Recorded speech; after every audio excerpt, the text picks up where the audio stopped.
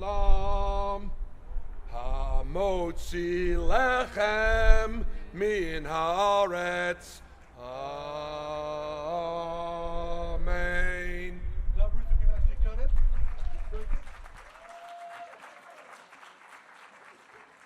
Erev Tov. What am I doing here? I'm at the JNS Policy Summit. You got people that have forgotten more than I know about this conflict. I'm just an American Jewish basketball coach that loves his country very much, that loves his ancestral homeland, the state of Israel, very much. That's a proud Jew and a proud Zionist and willing and unafraid to tell the truth.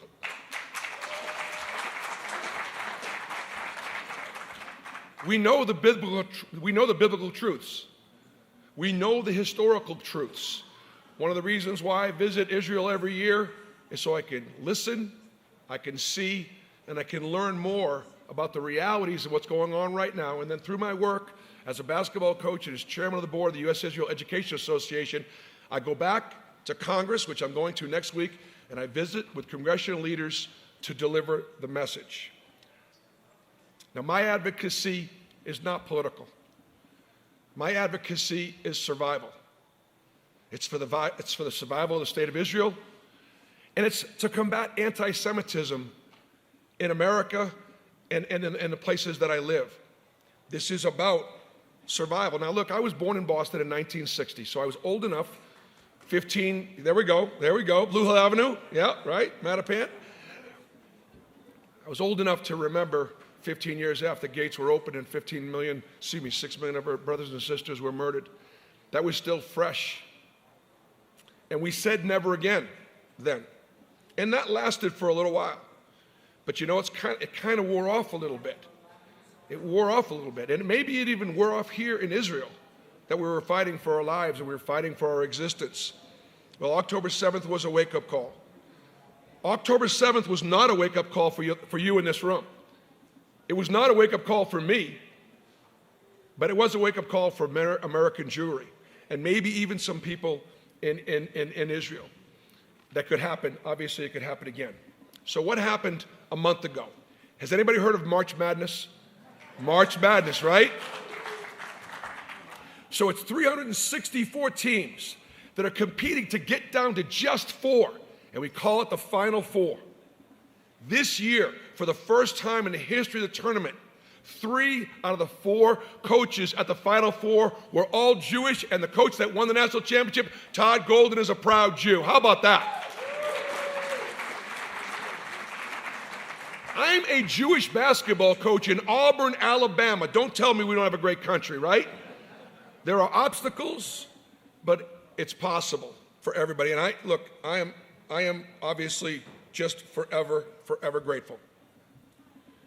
So about 4 or 5 weeks ago, we won a big game. And Alex had talked about 3 or 4 years ago when Biden was thinking about giving Iran a bunch of money and a lot of different things would happen. I took the platform and I said, look, I told the storm of Purim. My name's Mordechai. My grandfather told me the reason why he named me Mordechai is he told me the story about Esther and Mordechai's preaching into Queen Esther to save her people.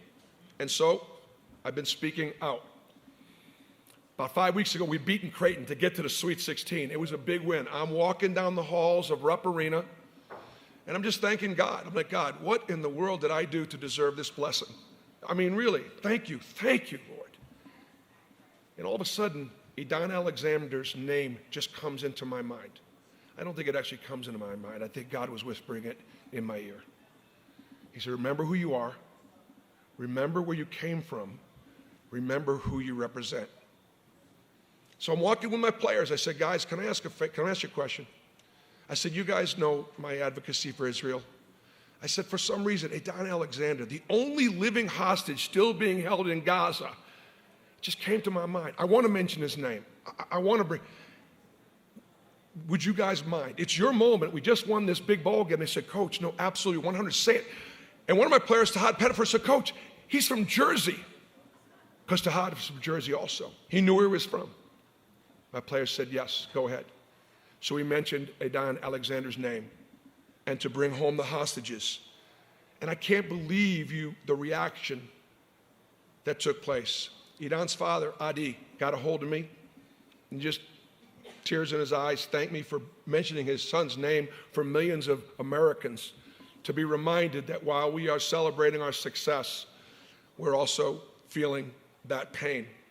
And so I've been thanked a lot for being here. Like, thanks for coming, Coach. Thanks for your advocacy. Please don't thank me. It's the very least that I can do. Thank the young men and women that are protecting us right now on the front, so we can be here tonight to talk about it. Thank them, please. Look, I was fortunate to grow up in a home where my grandparents kept kosher. They were Orthodox. We wrapped tefillin. It was an honor for me at 13 years old to go in the morning to service with my grandfather. That's how I grew up. I was fortunate to have that foundation. Unfortunate, there's not enough of that going on in American Jewry right now. They just don't care as much as they need to, but they're starting to care more. Let me tell you something. Don't worry about what's going on at Columbia. Don't worry about what's going on at Harvard. Don't worry about what's going on in some of the Ivy League institutions.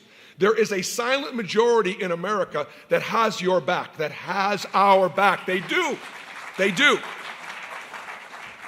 We've got to understand that it's our responsibility to protect ourselves from the people that want to kill us, but it's also our responsibility as God's chosen people to be the kindest, to be the most generous, to be the most peaceful, to be the best version we possibly can. That also is our responsibility. And that's what I try to do as far as teaching those things to my players. Just a couple more things, thank you. My first visit to Israel was in 2009. I coached the Maccabi USA team and we got to the gold medal game. And you know who we played against for the gold? Israel. Israel, thank God, doesn't lose at home. You guys don't lose at home, right? You never lose at home. You can't lose at home. Except the problem for me is the three officials, Abraham, Isaac, and Jacob, I was getting screwed. I couldn't get a call to save my life. But thanks to Danny Grunfeld and Todd Golden, who's the coach of the Florida Gators, who was my point guard, and my son, Steven, we actually won in overtime, and we won the gold medal. I took 13 Jewish boys from America. They came back better Jewish men because all they had to do is come here and see it and feel it and taste it and understand it. So I said, you know what? I'm bringing my team back. I'm bringing Auburn back. And so a few years ago, you saw some of the pictures. I brought my team back. My players know my advocacy for Israel. They know that I'm not afraid to be outspoken about my Jewish faith. And you know what it's done for them? It's given them the confidence to speak about their faith, to talk about Jesus the way they want to talk about Jesus. Unafraid. By the way, you know who the two most popular Jews in Alabama are? Me and Jesus. We are. But you know what? But sometimes we're afraid to wear our religion and our faith on our sleeves. You know, guys, my guys are loud and proud. They're shooting threes and knocking it down, and they're making this signal right here. This is the signal. You think they're taunting the opponent. They're not taunting the opponent. They're calling God. They're calling God, thanking God. They knock down a big shot. They make a big dunk. They're calling God. I get emails and phone calls from parents with 8-year-old kids. Coach, my daughter knocked down a three. She's calling God, right? This is the power that the students have, that the student athletes have. And so I joined forces with Daniel Posner and Athletes for Israel. We actually saw the ambassador of the United Arab Emirates, Youssef Otaibe. We had this idea about bringing American college teams to Israel and then also bringing them to United Arab Emirates and celebrate the normalization through sports of the Abraham Accords. And guess what? 2 years ago, Athletes for Israel brought Kansas State and Arizona. It was the first flight of a college team from Tel Aviv to Abu Dhabi in honor of the Abraham Accords.